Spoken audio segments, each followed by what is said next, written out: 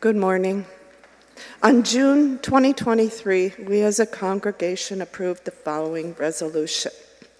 We, the First UU Society of San Francisco, did resolve to join the Spiritual Alliance of Communities for Reproductive Dignity. To uphold this resolution to join the Spiritual Alliance of Communities for Reproductive Dignity, acknowledge, affirm, and commit the following. We're committed to equity, dignity, and holistic well-being for all people. We recognize that reproductive issues are integral to social justice and thus are fundamental moral concerns.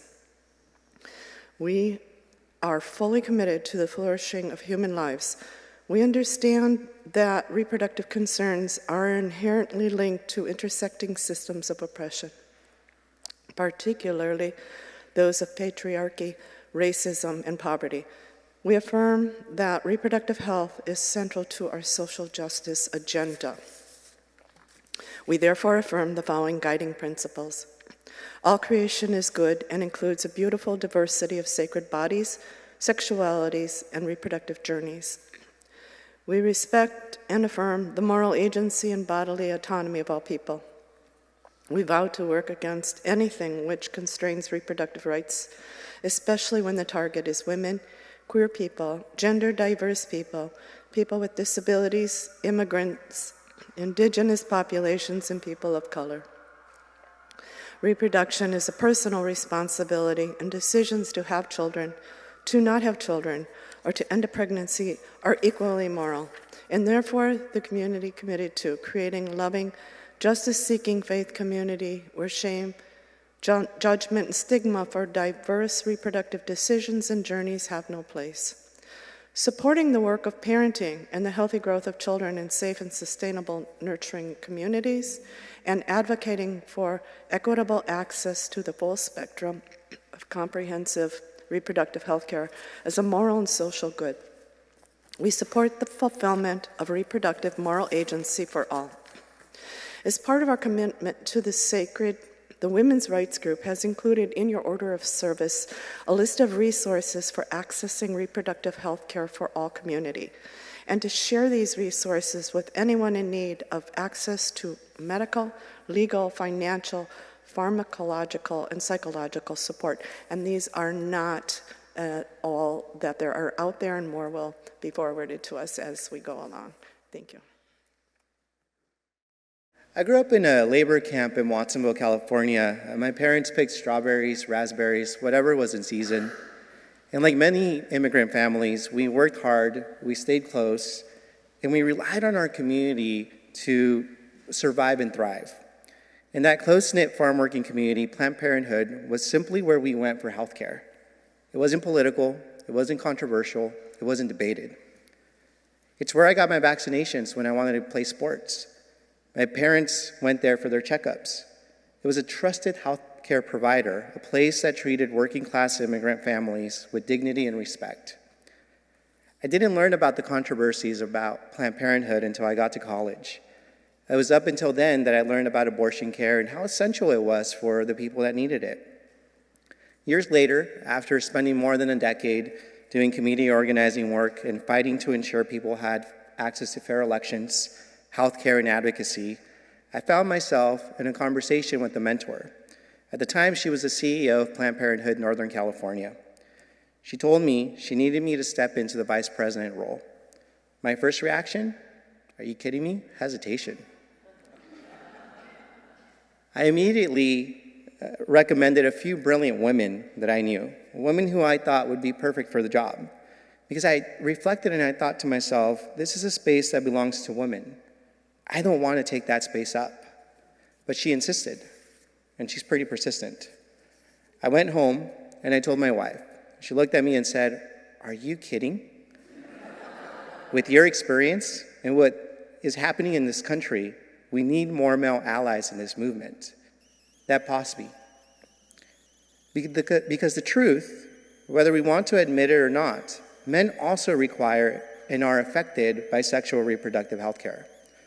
This is not an abstract issue. It's a personal issue. And right now, more than ever, men are critical to this movement. We cannot stand on the sidelines. The policies restricting reproductive freedom were largely written in advance and upheld by men. Systems that limit bodily autonomy and access were built in rooms where women were not at the table. So if men help build these systems, then men have a responsibility to help dismantle them. Being an ally doesn't mean taking over. It means standing shoulder to shoulder. It means using our voices and challenging misinformation when we hear it. It means voting, donating, showing up, having hard conversations with other men.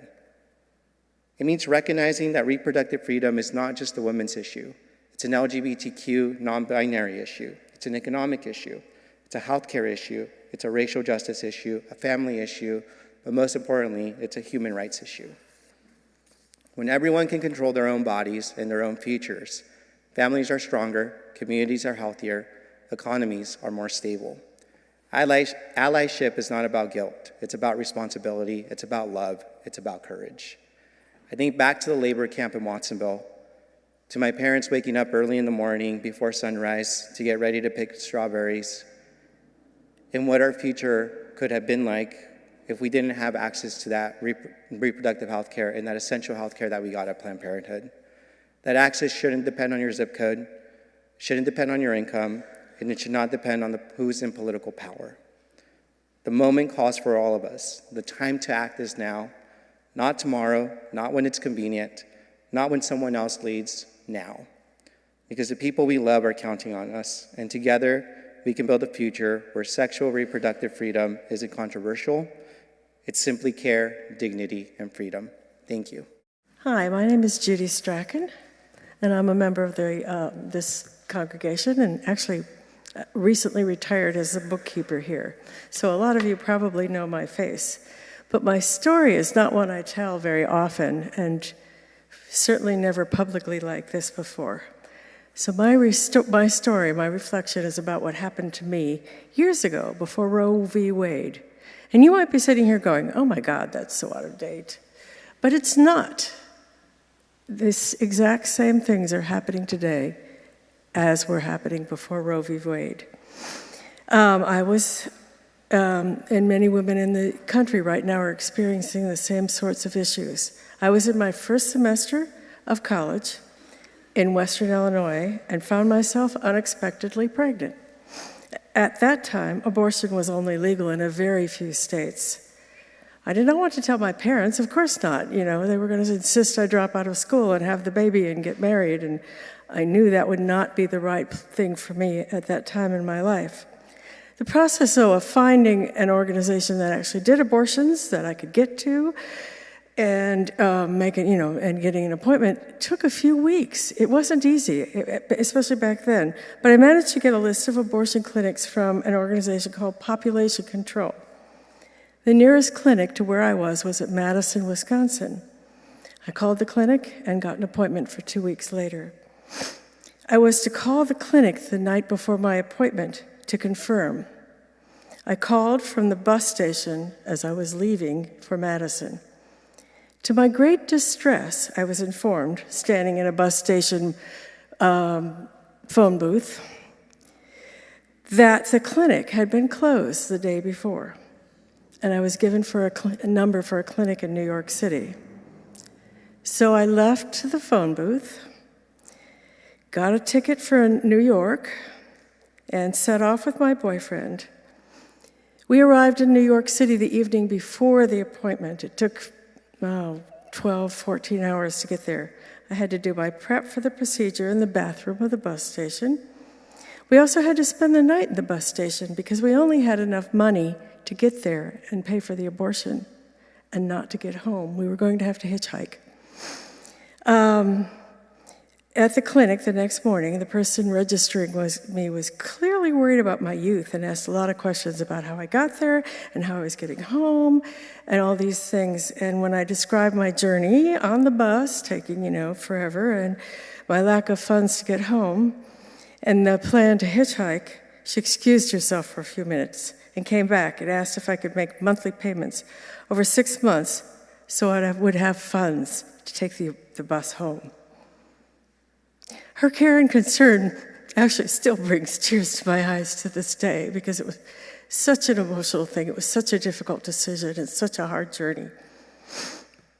The nurse who was setting me up for the abortion was concerned that I might have passed the 12-week limit for abortions that existed at the time. The doctor came in. I think he had been advised about what I'd gone through to get there and pronounced that it was not too late. He proceeded with the abortion. The recovery nurses let me stay longer than usual afterwards in recovery. Finally, my boyfriend and I walked back to the bus station, caught the next bus back to Illinois, arriving back late the next afternoon, emotionally drained and exhausted. I made the decision. It was a hard one, and I would prefer not to have had to make it. But I don't regret the choice.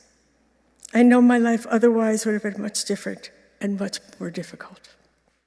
Good morning, everyone. I'm Eli Boshears, and I'm here today to represent the youth of our congregation.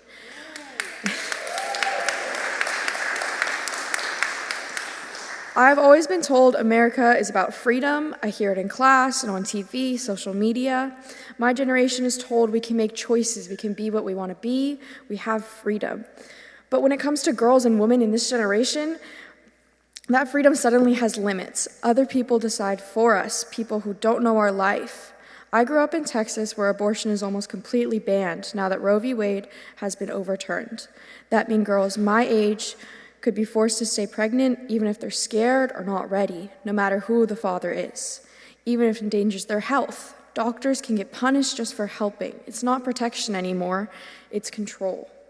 The people in power say these laws are about protecting lives, protecting babies. But after his baby is born, the support isn't there. There's no one to help them, no one to tell them what to do, where to go. There's no guaranteed health care, no paid leave. And childcare costs too much for a young girl to do. Women are forced into something huge, and then they're left to deal with it alone. With Trump back in power, it's even worse. The decisions made by him and the people he supports, they affect me, they affect my peers, they affect grown women, they affect everybody. Abortion access keeps getting harder. This country is moving backwards, not forwards, and the people it affects don't get a say in it. My generation, we see this online all the time. We see stories about women traveling hours just to get subpar medical care. We see people being forced into situations they didn't choose or want. Banning abortion doesn't make it stop, it just makes it more dangerous. Wanting control over your own body, wanting control over your life shouldn't be controversial. Politicians that have no idea what it's like to be a woman shouldn't have more control over our bodies than we do. They don't know what someone is dealing with. My generation is growing up watching all of this happen, watching everything our parents and grandparents fought for get taken away, get stripped. One day, we'll be old enough to vote and to speak. We'll be in power, and we'll remember what it's like growing up knowing our freedom wasn't guaranteed. For 25 years, I worked in a variety of heavy industries. Here are 2 short vignettes from that time. The first is not about reproductive rights. The second is. First vignette. I'm 22, on my first day at a foundry in Phoenix, standing adjacent to a giant horizontal wheel. At the end of each spoke is a sand mold into which molten steel is poured from a huge ladle. As the wheel moves slowly around, I lunge at each mold with a metal pole to knock off the downstream lip, so that any excess steel will pour through a channel into the next mold rather than overflowing onto the floor. But no matter how hard I try, few break off. Next to me is another new hire, a big buff white kid. He gets far more, while muttering derogatory sexist remarks about me. I am ashamed, but on a break, a small, middle-aged Latino man takes me aside and tells me it is not about force, but about technique. If tapped in a certain spot, they just fall off. His advice worked. And the juiciest part of the story is, no one told the flabbergasted guy next to me. He just kept lunging away. Second vignette. 4 years later, I am unemployed in Salt Lake City. as is Ken Morgan, a former copper miner I had just started dating. The coal mines in the central Utah mountains had openings. We both applied and were hired, moving 120 miles to Price, a small town in rural Carbon County. Later, while working underground at 8,000 feet elevation, doing heavy, dangerous work, I found out I'm pregnant. Ken and I decided to go ahead with it, and as in a small conservative town, we got married. Our United Mine Workers Union contract offered generous maternity leave, but no doctors in Carbon County would sign the required form because they didn't think women should work in mines. Now, a doctor at the University of Utah Medical Center in Salt Lake did sign, and furious, we vow that barring a true emergency, our child will be born there, not in Price. I kept working until I couldn't buckle my tool belt at almost 7 months. I went into labor at 3 o'clock in the morning on November 11th, 1982. We grabbed our go bag and Ken drove us to Salt Lake in the dark and snowing over a 2-lane mountain pass with cliffs on our side. Thankfully, we arrived with time to spare, and Jeff Morgan, now 43, was born. I could tell many horrendous stories about how women were treated in such jobs, but also many stories like the first vignette, that an older Mexican immigrant who experienced way more discrimination than I ever have took pity on a scrawny little white girl was an example of working class solidarity I will never forget.